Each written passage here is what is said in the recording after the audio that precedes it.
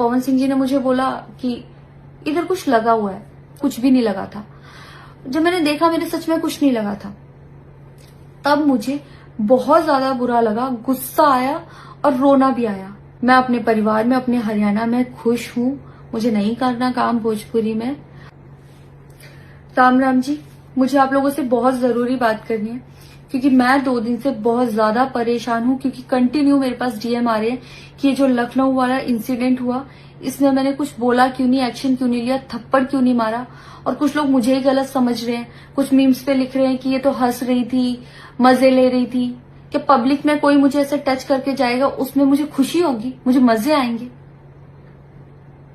सारी बात ये थी कि जब इनका सॉन्ग के लिए मेरे पास कॉल आया तो मैंने सारी चीजें क्लियर कर ली थी कि इसमें ऐसा वैसा कॉस्ट्यूम तो नहीं है, कोई डबल मीनिंग लाइन तो नहीं है और इसमें ऐसा वैसा सीन तो नहीं है। और मैं शूट पर गई, शूट पे सब कुछ नॉर्मल था, मुझे कोई प्रॉब्लम नहीं हुई।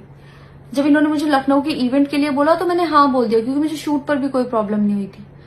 और जब मैं लखनऊ में गई, मैं स्टेज पर थी, मैं पब्लिक से बात कर रही थी, पवन सिंह जी ने मुझे बोला कि इधर कुछ लगा हुआ है।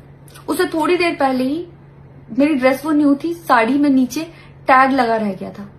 तो मेरे दिमाग में आया कि शायद ब्लाउज का भी टैग लटक रहा होगा। मैं हंसकर उस चीज को दबा रही थी कि अगर मेरा टैग लगा भी है तो वो चीज जिस टाइम मैं पब्लिक से माइक में बात कर रही हूँ उस टाइम ना बोल के साइड में भी बोली जा सकती है, इसलिए मैं उस चीज को उस टाइम पे दबा रही थी। मैंने हंस के टाला, अवॉइड किया और फिर दोबारा बात करने लगी। वो बोले नहीं कुछ लगा है, नहीं कुछ लगा है। तो मैंने कहा नहीं लगा। वो बोले लगा हुआ है। तो मुझे लगा कि शायद लगा ये तो मेरे को लग रहा था कि कुछ लगा है इसलिए ये बोल रहे हैं। और पर फिर भी मैंने हंस के वहां पे टाला, पब्लिक से अपनी बात कंप्लीट की। कंप्लीट करने के बाद जब मैं अपने टीम मेंबर से मैंने पूछा साइड में जाके कि कुछ लगा है, क्या लगा है, उन्होंने बोला कुछ भी नहीं लगा था। जब मैंने देखा मेरे सच में कुछ नहीं लगा था। तब मुझे बहुत ज्यादा बुरा लगा, गुस्सा आया और रोना भी आया। लेकिन मुझे ये नहीं समझ आया कि मैं अब क्या करूं यहाँ पर, क्योंकि जहां मैं गई थी लखनऊ में, पवन सिंह जी खुद भी वहीं के रहने।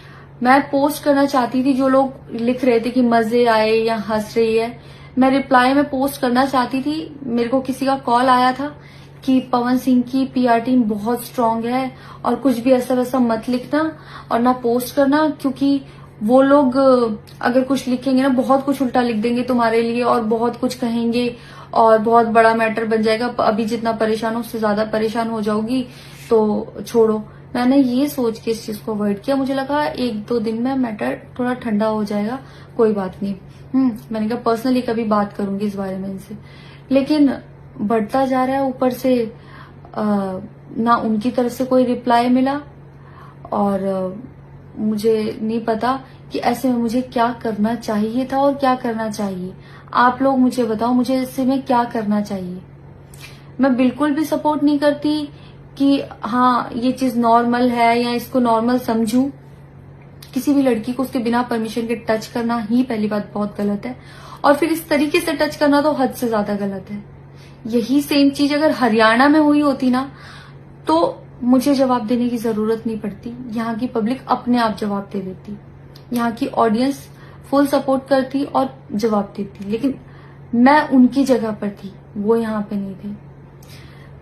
इससे मुझे ये लेसन मिला है कि मैं भोजपुरी इंडस्ट्री में अब काम नहीं करूंगी।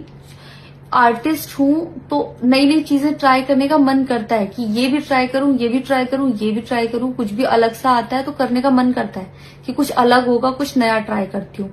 और वो भी पवन सिंह जैसे सीनियर आर्टिस्ट के साथ कोलैबोरेशन थी तो हुआ कि हाँ कर लेती हूँ। होता है अगर वो भी नहीं होते तब भी अगर कोई मेरे पास मराठी का भी प्रोजेक्ट आता तो मैं सोचती कि हाँ कुछ चेंज होगा, कुछ नया सीखने को मिलेगा, ट्राई करती हूँ। पर ये भोजपुरी में काम करने के मेरे साइड इफेक्ट थे जो मेरे साथ हुए। मैं अपने परिवार में, अपने हरियाणा में खुश हूं। मुझे नहीं करना काम भोजपुरी में। पर आप लोग मुझे जरूर बताना कि इस सिचुएशन में अगर आप होते और आप वहां पर होते तो आप उस टाइम पर क्या करते और मेरी गलती कहाँ है। जय श्री राम।